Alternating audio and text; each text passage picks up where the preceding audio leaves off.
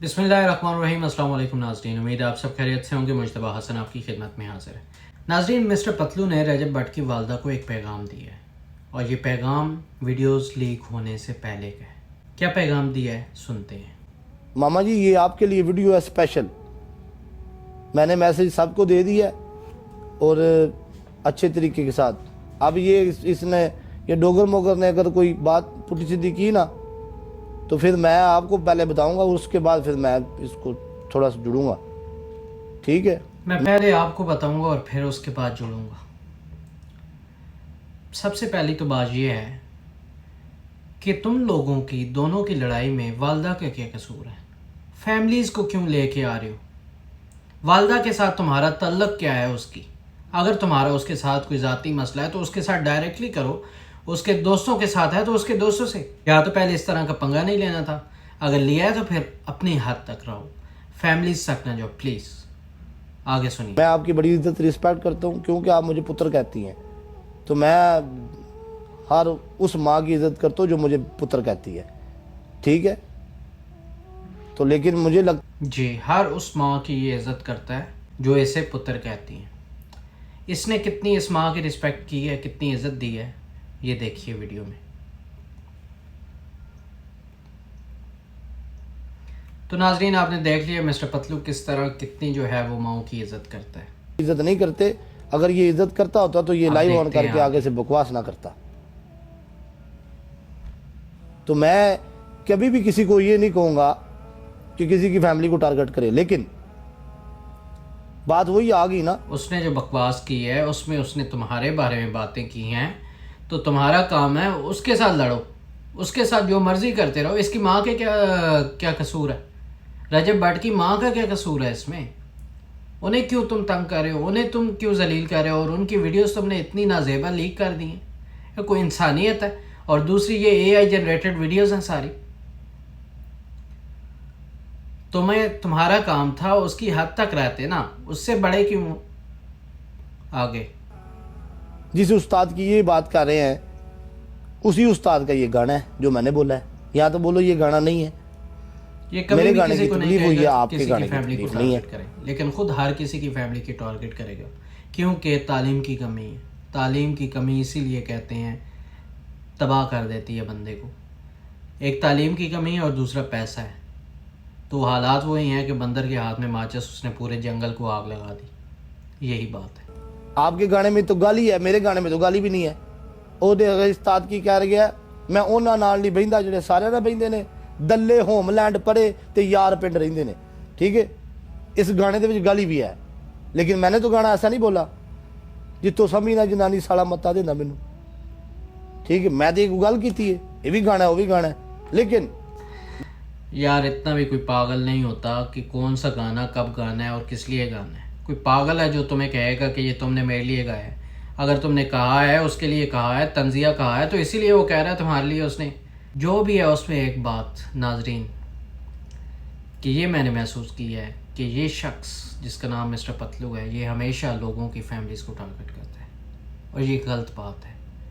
इस शख्स को अल्लाह ताला ने रिस्क तो दे दिया है, लेकिन काश कि थोड़ी सी इसके पास तालीम होती तो क्या ही बात थी। तालीम की कमी की वजह से ये लोगों की इज्जतों का भी ख्याल नहीं रखता और अपनी भी। गल बट नूं करदे सोहना लगना ही, उन्हें मैनू करदा मैं उन्होंने कीती, लेकिन ये तीसरे बंदे मैनू नागवार गुजरिया। लेकिन चीज़ ये कि चलो मैं, अगर तीसरे बंदे ने आपसे बात की है या कोई वीडियो बनाई है किसी तरह भी, तो आपका भी काम था कि उस तीसरे बंदे को डायरेक्ट वीडियो बना के पैगाम देते। इसकी माँ का क्या कसूर है? उसे क्यों पैगाम दे रहे हो? और उसकी वीडियोस क्यों जो है वो AI जनरेटेड बनवा के और फिर जो है वो रिवील करवा रहे हो? और उसकी बीवी का क्या कसूर था? उसकी बहन का क्या कसूर था? अम्मा की वजह तो ये गल नूं ठप्पिया। ठीक है? उस तो बाद मैं जाना, मेरा काम जाने। अम्मा की वजह तो ये गल नूं ठप्या ते नाल ही अम्मा दी वीडियो बनवा के चढ़ा दी ने। इतना इज्जतदार शख्स और इतनी इज्जत करता है अम्मा की। ये थी जी नाज़रीन वीडियो मिस्टर पतलू की। देखें मिस्टर पतलू साहब क्या क्या फरमा रहे हैं। क्या एक तहजीब याफ्ता शख्स जिसे अल्लाह ताला ने रिस्क दिया है, इज़्ज़त दी है, लेकिन इससे संभल नहीं पा रही। सिर्फ थोड़ी सी तालीम की कमी है ना, इस वजह से इस शख्स को अपने आप को भी कुछ पॉलिश करवाना चाहिए। हमेशा इसीलिए कहते हैं कि कोई भी बात करने से पहले देखना चाहिए कि बात क्या कर रहे हैं। इस शख्स ने उसकी ज़ात पर अटैक नहीं किया, इस शख्स ने उसकी फैमिली पर डायरेक्ट अटैक किया। और कोई भी ख़ानदानी और इज़्ज़तदार शख्स इस तरह की हरकत कभी भी नहीं कर सकता, क्योंकि हमें तो यही सिखाया गया है कि माएँ बहनें जो हैं वो सब की बराबर होती हैं, वो सब की एक जैसी होती हैं। लेकिन इस शख्स ने जनाब बता दिया है कि इसे सिर्फ फेम चाहिए, इसे सिर्फ पैसा चाहिए, इसे सिर्फ शोहरत चाहिए, चाहे वो गंदी शोहरत हो इसे चाहिए, और इसे कुछ भी नहीं चाहिए।